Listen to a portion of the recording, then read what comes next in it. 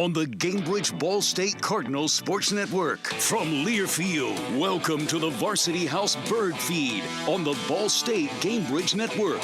Here is your host, Joel Godett. All right, we're back at it. That is loud. We are very much back at it here at the Student Center, the LA Pittenger Student Center. It's Ball State football coming off a game at Penn State Saturday, traveling on the road. They're at Wyoming coming up this Saturday. Joel Godett, head coach Mike Neu, Bryce Cosby will be along in just a little bit as well as we break down the week that was and look to the week that will be for the Cardinals heading out west for the first time in a very long time. Mike, how was the last 48 hours processed for you at this point? Well, obviously we've moved on, full speed ahead here on our preparation for Wyoming, but yesterday we had all the players in. We had a chance to evaluate the game tape from Saturday. Had a chance to put that behind us. I had a chance to address the team last night in a team meeting. So, obviously we lost to a good Penn State team on Saturday, but we made too many mistakes, and when we had some opportunities to capitalize, we didn't get it done. And so and that can't happen when you're playing against an opponent like that. If you want to give yourself a chance, you got to make sure you execute at a high level. You can't have turnovers. And those are things that, when you reflect back on the tape, it starts with that, and then certainly from there you want to clean some things up. So we had a good film session, had a great meeting with the team last night, and our focus and our preparation is full speed ahead now in Wyoming. Is that the most frustrating part about it? Because, yes, you took on a team that is now a top 10 team in the country. So, on paper, you're not, quote-unquote, supposed to win that game, even though you feel really good about your chances going into it. But you look at it after the fact and go, we left some opportunities on the field, and the final score is not indicative of what you wanted to get out of it. Well, that's the main thing is that, when you do have an opportunity to make some plays, you got to make it happen. When you're playing against a good opponent like that, you got to earn everything. They're not going to give anything to you. They got a good roster from top to bottom. They've done a good job in recruiting. Coach Franklin and his staff have done a great job in recruiting. So when you get some opportunities like we had, you have to be able to execute those to be able to give yourself a chance to compete. And at the end of the day, to even give yourself a chance to have the scoreboard be in your favor at the end of the game, you got to make sure you execute when you have an opportunity, and we just did not get that done. There were 105,000 people inside Happy Valley on Saturday. What did it sound like at field level? Such an awesome environment when you talk about college football and how interactive the fans were, and the student section was full, and it was cool. That's something that certainly was very appreciative to be able to play in that kind of environment and to experience that. It's such a storied program with a great history, and that was the coolest part for me is just to see, how into it the fans were from pulling up to the stadium, seeing them all out there tailgating, and then once they got into the stadium, how interactive they were from the first time the ball was kicked off until the last play. Interactive is a good way to put it. I feel like they were well schooled up. I'll say that. They were well schooled up on all the chants. They were well schooled up on the kickoffs and what takes place. They were well schooled up. They made it tough. Obviously, we got down in the red zone a couple of times down there in the student section end zone, and they did a great job because we had a couple of penalties that we worked all week long to eliminate the pre-snap penalties, and we had one. We were moving a little bit early at the running back position, so we had a penalty that way, but they did a good job. We were walking to the stadium at about 11 o'clock, so you have to keep in mind this is a 3:30 kickoff on Saturday.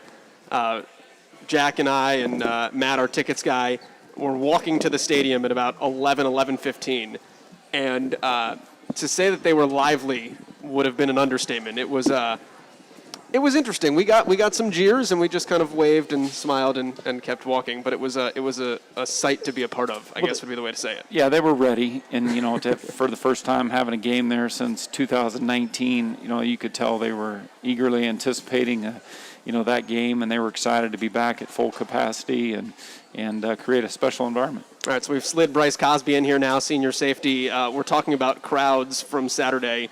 What did playing in front of 105,000 people feel like to you? It was a great feeling.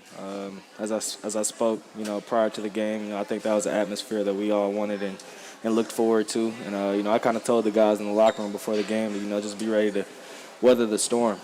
Home opener, 9/11. There was a lot of energy in the air, a lot of emotions. So we kind of knew that they were going to come out hot, and I'm trying to get our guys ready for that. But yeah, it was an atmosphere that I was comfortable in, I enjoyed, and it was definitely lively out there. Bryce, what was your ultimate takeaway? Obviously not the performance you wanted to have, but what did you take in a positive sense about, all right, this is where we are, this is where we need to go, and this happened on Saturday that helped us get there? I think the negative that I took away turns into a positive because, following that game, there's a certain criteria as a team that we feel like that we need to meet every game regardless of the opponent. And, we didn't meet those criteria. And it's some of them are intangible things. It's nothing X's and O's related. And so, the positive to that is knowing that we just got to get back to our true selves and playing the football that we know we're capable of playing. We've put it on film before. The evidence is there. It's on me as a leader and us as players to, take heed to that, take it full on the chin, head on, and, look forward to Wyoming. But like I said, the proof is in the pudding. We've put it on tape that we can play to that ability. So it's on us to get back to the Ball State way. Mike, what's that criteria to you? Oh, I just playing hard. We kind of refreshed our memory a little bit last night. I think back to, before the 2019 season started, and, guys on the leadership council, Bryce being one of them, presented me with, out the mud and what that meant to them. And, it's just, there's some things that go into it without, saying it here on the air, but there's, just about being hungry and, going back to being a little bit blue collar, and we got to put the work in. Yes, we're talented. Yes, we have experience, but you got to love playing the game. And you got to know that the preparation and how hard you go through your work week. That'll determine whether or not you can have success at the end of it. And so it's not flashy. It's nothing that we can't get fixed. But it takes a little bit of reflection. It takes a little bit of looking yourself in the mirror, and I know our guys will respond to that. Bryce, the criteria to you are what? Kind of just piggybacking off what Coach Neu said. It's just the attitude, the effort, and the mentality that we take the field with every game. I feel like he said, we've got the guys in the locker room. If we're in the right headspace on a daily basis, then come game day, I feel like it's it can go either way. I like my guys against anybody, and so but like I said, this starts, when we start with preparation for whoever our opponent is, and it's got to lead into game day. And so, like I said, I think it's just the mentality, the attitude, and the effort that we play with. It's not, like I said, it's not something that we haven't already done before. The proof is in the pudding. But like I said, it's on us as leaders to get this to where it needs to be. All right, one of the things that we talked about as a positive, though, on the broadcast, and it was one of the things that we highlighted on this show last week going into the game, was the explosive play. You guys were really concerned of making sure that Penn State wasn't going to get behind you and wrap off a 50, 60, 70-yard touchdown, which they did. It's the reason they were able to beat Wisconsin. Mm-hmm. And one of the things we kept saying on the broadcast, and Coach Spizak kept pointing it out, was the amount of times that Sean Clifford dropped back and just stood there and surveyed the field, and gosh, did he want to take a shot, and it wasn't there. Right. What did you guys do, and what did you feel good about in terms of your ability to cover them and cover them for long periods of time downfield? I think that, credit goes to Coach Stockton and, our pass game coordinator, Josh Zeidenberg. They had a great plan implemented going into the week in terms of just, like you said, eliminating the big play. That was a point of emphasis. If anything happens, they're not going to just keep throwing. They're not going to throw the ball over our heads, things like that. And so, I think it was just a scheme that kind of really put us in position. We gave them a mixture of different looks. You don't want anybody to get comfortable with what you're doing, so we kind of try to be multiple as a defense and throw a couple different things at them and, kind of make them work their way down the field, basically. But, there's still more work and improvement that needs to be done on our end as a defense. Mike, what did you guys do in the pass game defensively that limited their ability to go over the top? Well, it's exactly what Bryce just talked about, and I think it was impressive. One of the things I discussed in the locker room when the game was over, the way we played defensively there in the second half. Really for a quarter and a half, or for a quarter and a half there in the second half through the third and half the fourth quarter, we held them to 6 points, and so our guys responded and came out. and played with better detail in the second half, and really did a good job of limiting Penn State from getting the ball in the end zone. And so you want to build off that, and we made some significant improvements from week 1 to week 2 when you talk about that part of your game from a defensive standpoint, and I expect our guys to continue to build on that. But obviously I knew just being next door to Coach Stockton and right down the hallway from Jay-Z, I knew how strongly they felt that had a good plan in place. And obviously you knew Penn State being their home opener and being in a slugfest the week before, you knew they wanted to try to anything and everything they could to try to create some explosive plays for 105,000 people, and so I thought our guys really responded to that challenge. Bryce, it's an interesting contrast because that was the thing that you guys were upset with, that you didn't do well in week 1. Mm-hmm. So I know moral victory is the wrong word, but it's like you're looking at the little pieces of all right, we wanted to do this today. Right. Do you walk away from Saturday saying, all right, here was something that went wrong in week 1, we corrected it in week 2, I feel good about that. Now let's see what happens in week 3. Yeah, I think I talked about it the last time we had one of these. It's more so just every game presents different challenges, and every week there might be something that you do good on film this week, and then the next week, football is just it's ever changing. You never know what game is how the ebbs and flows of the games are going to go, and so you kind of just have to roll with the punches and adjust. But we try to. There's a couple constants, I feel like, in every phase of the game: offense, defense, special teams, tackling, blocking, getting off blocks. Those things turn into cool statistics like TFL, sacks, low passing yardage, things of that nature. So if you can focus on the fundamentals in every phase of the game, the big plays, the things that more so fans and people in the stands look forward to, those will happen by nature because you're taking care of the business. But I feel like that just comes with, each game is different. Each game is going to present its challenges. Every week the film is going to look a little different in certain aspects, but the best thing we can do is control, the things the fundamentals of the game that's going to put us in position to be successful. It's the Cardinals and Penn State this past Saturday at Happy Valley. They'll be at Wyoming this weekend on Saturday. It's a 4 o'clock Eastern kickoff, Mountain Time, 2 o'clock kick out west at 7,000 feet. We'll talk about playing at 7,000 feet in just a little bit. But, Mike, I want to talk about the offense for you guys. Run game not established, I'm sure, the way that you wanted it to be, but I want to talk about a running back in particular. And we briefly mentioned him last week. Carson Steele had a very good opener against Western Illinois, and then comes through in a really big spot for you on Saturday again. His first ever carry was on 4th down. He had 2 more 4th down conversions on Saturday, and he had one early in the game for a 21-yard pass on the way going in. It was deep in enemy territory.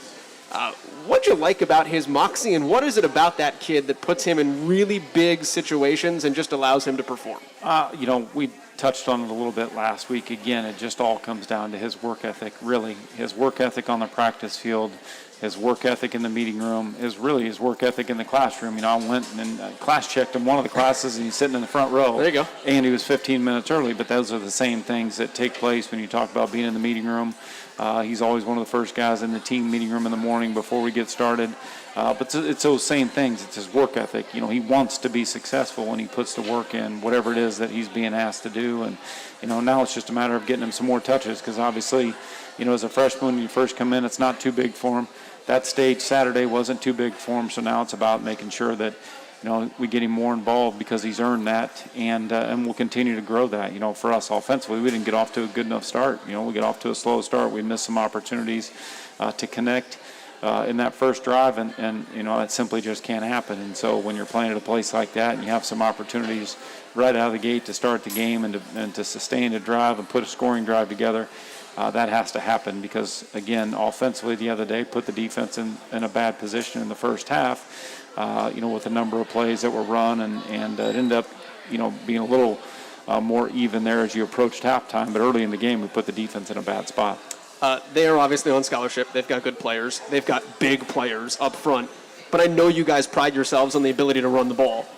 What did you not like about your ability to open up holes and create a run game that would have kept you on a schedule, on a tempo, and put you in a better spot offensively? Yeah, sometimes, what happens when you get in that situation and sometimes the running backs get a little bit eager for a cutback and they don't stay, on their initial track, if you will, or initial course, and trust that it's going to eventually, open up, because our guys up front really did a good job of getting some push. They really did a good job playing physical. It wasn't anything that Penn State, their defensive line wasn't knocking our guys back. So now you just got to stay a little bit more disciplined, and those are things that we didn't pop off a big one, if you will, but we ground out a few tough yards here and there. But really, that's the difference when you turn the tape on. It's just staying disciplined with your track and trusting that it's gonna eventually open up there. Bryce, last week we talked about a young guy that really made an impact in Tavian Woodard, and you gave us the mean mugging down the hallway anecdote for him. Yeah. Last week at Penn State, you were the leading tackler. Your co-safety, Brett Anderson, was right behind you. Mm-hmm. Third on the team in tackles was a guy by the name of Cole Pearce, who I don't think anybody that is not like a dedicated fan would be like, oh yeah, Cole Pearce, I know him. Right. He has to step up without Brandon Martin out there for you. Mm-hmm. What did you like about Cole Pearce on the field on Saturday, and what do you like about having him playing in front of you in general?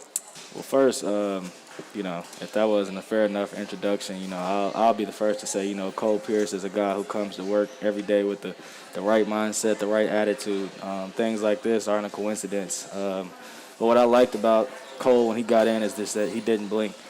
The coaches can preach, stay ready. You never know when your number's going to be called till they're blue in the face. But until that moment actually happens, no one really gets the magnitude of that situation, because going into practice, it's really tough to get everybody a lot of reps, because after the ones and the twos, it's kind of tough to really get people involved. And so Cole definitely got reps during the week, but not as much as per se Jalen Thomas or somebody of that nature. And so with the lack of true practice reps, and then to go into an environment like Penn State and come in and get, I don't know how many he had, like 8 tackles. 8 tackles.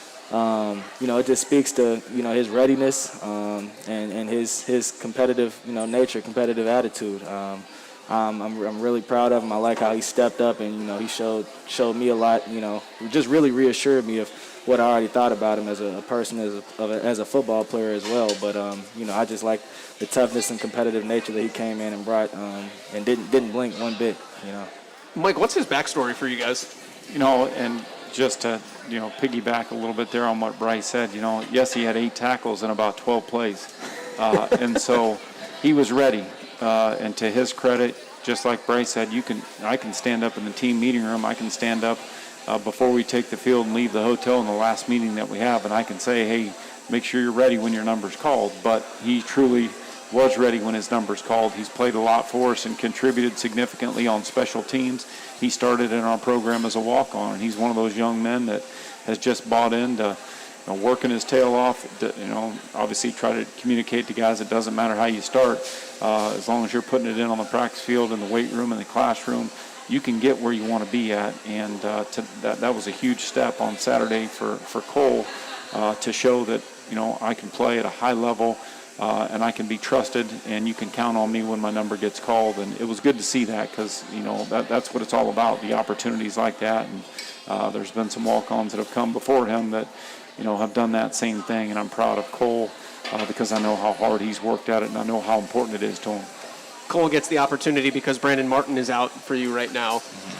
Bryce, what did you miss about, I think if there are 2 vocal leaders on defense, it's you and number 7. What did you miss about not having Brandon as kind of that other voice in the huddle for you before you take the field? Yeah, well, honestly, me and Brandon haven't come in together. Not having him for that game was definitely tough. I know this was a game that, me and him both were looking forward to before the season. And, just not having him for that game, he's always been that guy that, through hell and hot water, I knew I could count on number 7. There's no ifs, ands, or buts about the energy he's going to bring, the consistency he's going to bring, the attitude he's going to bring. His aura alone raises my level. If I'm feeling any type of lethargic, I'll get uncomfortable if I'm around, Brandon, just because, that's just the kind of guy he is, and that's him to a core. Outside of football, he's very meticulous about everything he does, and I'll forever respect him for that. But on Saturday, I just just miss having that presence. He kind of gives me, on the back end, he gives me a comfort that everything in the front seven is going to be taken care of because he's handling everything in the middle. I'll take care of everything on the back end. And so he was kind of the yin to my yang, and it was unfortunate we couldn't have him for that game, but like I said, he's a fighter, and we'll see what the future holds here. I do like the idea of if you're not in the right mindset, you feel uncomfortable being around somebody because definitely. you just have to bring it to a certain level. Definitely. I mean, I'm telling you, you probably hear people say this a lot, but it's really not a gimmick. People say the same thing about Danny Penner, that's who these guys are to the core. Brandon, it's you just got to see it in person. I mean, you've been to practice, so you know how it is. But just his energy. I miss that, knowing that I'm gonna have a dog in front of me that's gonna compete his tail off, which only raises the level of everybody else around him. And I really just try to emulate that, on the back end, and hopefully all 11 can buy in, and then that's when we'll be a potent defense. Well, it's going to be tough without him on Saturday, or what was tough without him on Saturday at State College, but certainly a guy that'll have a voice for you guys forever going forward. Yes, sir. So that is, we'll leave it there for Saturday at Penn State. Not the result that you guys wanted, but maybe 2 teams are going undefeated this year. So, 11-1 sounds pretty good to me. We'll talk about the next stop on that journey, which is a trip to Wyoming, when we come on back after our timeout here on the Birdfeed Live, brought to us by Varsity House. You're listening to it here from the LA Pittenger Student Center on campus. How much for those lessons? Shh, she's doing great. Oh, yeah, totally. Can you pass me a Pepsi Zero Sugar? Great job, honey! Oh, look at that. That's not the end. No way. Now it's time for the encore. You know what? You're right. 5 times? Not enough times. For everyone who traded in rock concerts for their kids' recitals, you've compromised enough. Pepsi Zero Sugar. That's what I like. While new vehicles may be harder to come by recently, Stoops Automotive has stocked their inventory with plenty of new-to-you vehicles to help you find the perfect ride. Cars, trucks, SUVs, all quality pre-owned at drive-home prices. And Stoops Automotive has an amazing staff to help you find exactly what you're looking for. Stoops Automotive, East Central Indiana's used car headquarters for over 30 years. Visit them today on West Clare Lane in Muncie or at stoopsauto.com. Stoops, we're driven to be the best. See dealer for details. Imagine a commercial construction company that approaches every project as if it was their own property. Imagine one that makes decisions based on the core values as much as the bottom line. And imagine one that takes immense pride in both the projects and relationships it builds. It exists, and it's called Pridemark Construction. Pridemark Construction is a full-service commercial construction company backed by decades of industry experience with the capacity to complete both large and small projects that exceed client expectations. Proud of Ball State Athletics and proud of Ball State University. Hear that? That's the plumpest, juiciest hot dogs you've ever seen getting their grill on. But we both know what'll make it sound even better. Oh yeah, it's a Pepsi to go with your hot dog. Because when you're chomping on America's favorite meal, relish, mustard, and onions perfectly blending into a crescendo of flavor, there's only one thing that makes everything about that moment better: a cold, refreshing Pepsi. See what I mean? It's like music to my ears. Hot dogs. Better with Pepsi. That's what I like.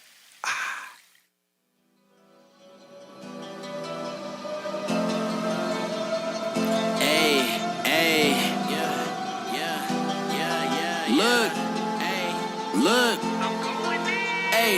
going in with the Drake flow, rap stats with the Draco. Say you don't want to have beef. All right, this is the Birdfeed Live as we continue here on campus at the LA Pittenger Student Center. Ball State getting set to take on Wyoming this Saturday. It's a 4 o'clock Eastern kickoff from 7,220 feet above sea level.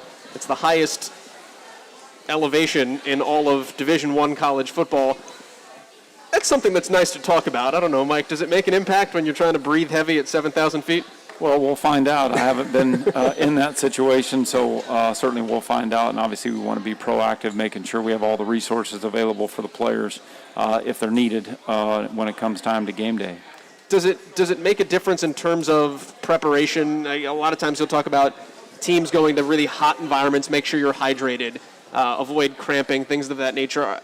This might be like an athletic training Sean Comer question, but are there things that you guys will do this week leading up to the fact you're going to be playing in a much different environment? Well, there's not a whole lot when you talk about what we can do here in Muncie, Indiana to replicate what we're going to see out there. And obviously we practice when we practice because, our schedule is pretty much dictated by the time that, this is our time block. Guys go to class in the afternoon. So, and there's nothing I can do to magically or instantly change You don't have any those weather. Mount Everest training things. That's right. So really just being proactive with once we get out there, what we can do for the guys to make sure we're good to go. Bryce, your thoughts on going up that high? Yeah, I mean, I don't have the experience to kind of comment on what it's going to be like, but, I just I play the game, you know what I'm saying? Whatever comes with it, I'm with. So hot, cold, high elevation, I just strap it up and play. I almost think the concern is probably more even like the flight, Mike, isn't it? You're flying almost the entire way across the country. We talk about hydration and all those types of things. That's an interesting preparation standpoint, and trying to flight jet lag, getting your body acclimated, spending that time on Friday once you get out there wisely.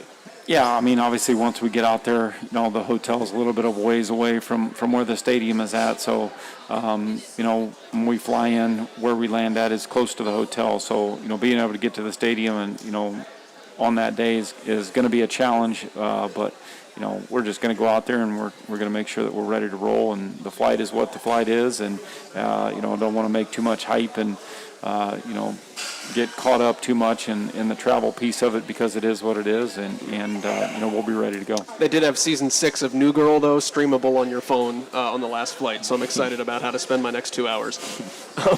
Bryce, it's obviously a team that can score points. They hung 50 on Northern Illinois. They're a conference opponent for you guys. I know that you've probably watched that film or some film at this point.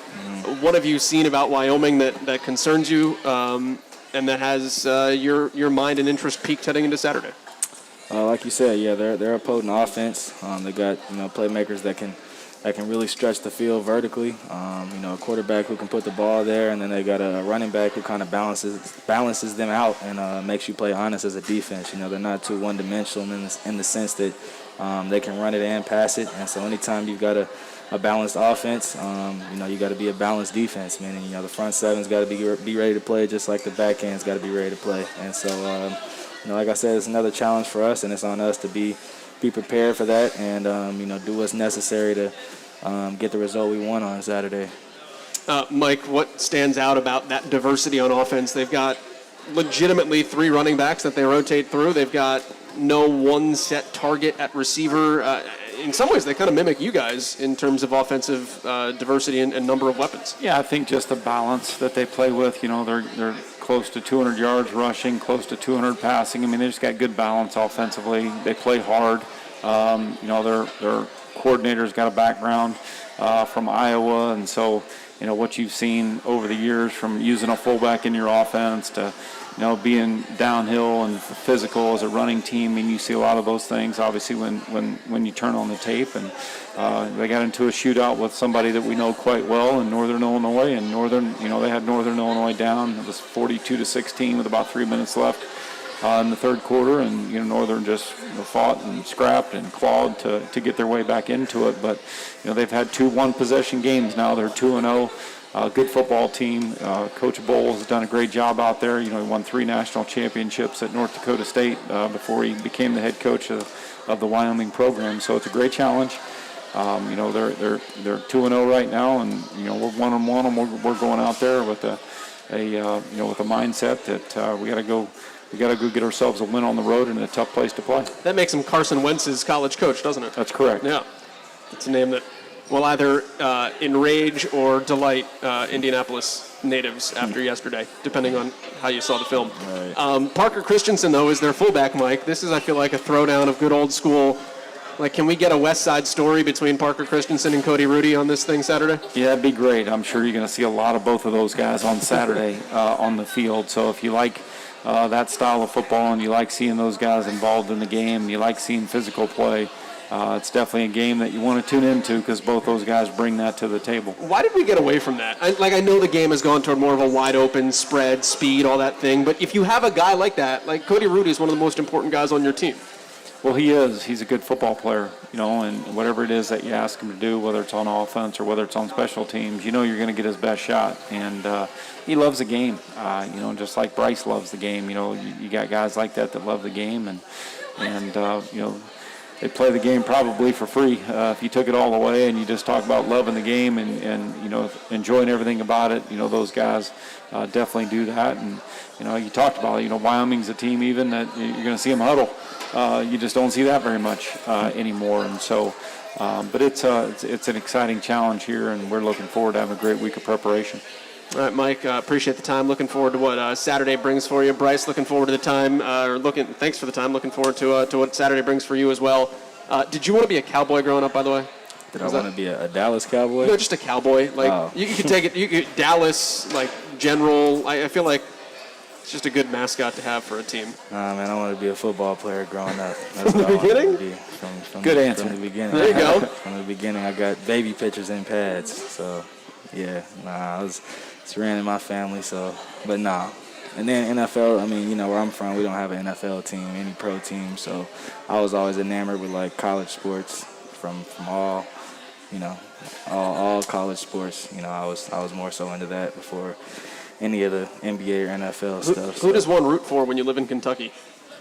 It's either you're a Louisville fan or you're a Kentucky fan. No, from a pro. I knew that one. Yeah. Now people are, I have family that's Colts fans. You got Reds fans. So, yeah, if you go to a mall in Louisville, it's going to be Colts gear, Reds gear, and that's about it. Yeah, okay. Colts and Reds. Yeah, so blue and red. Mm-hmm. Yeah. All right. Well, looking forward to playing a different type of Cowboys. You had to Emmitt Smith, nothing. Telling you, I was all college sports, like Reggie Bush. Okay. People like that. That works. Brian Brom back in the day. Yep. There you go. Yep. That's up your neck of the woods there, Mike, isn't it? It is. Oh, yeah. Did you coach against him in the Arena League? Coached against Jeff. That's right. Yeah, coached against Jeff because he was with the Louisville Fire for a short period of time. They had an Arena 2 team there in Louisville, and Jeff was the head coach of that team for a little while. It's an interesting world how it all comes together. It is. All right. Very interesting. Saturday, 4 o'clock on Saturday, the Cardinals and Wyoming Cowboys. Our coverage on WLBC begins at 3 o'clock. Until then, we say so long. We're back to break it all down next Monday, right back here on the Birdfeed Live.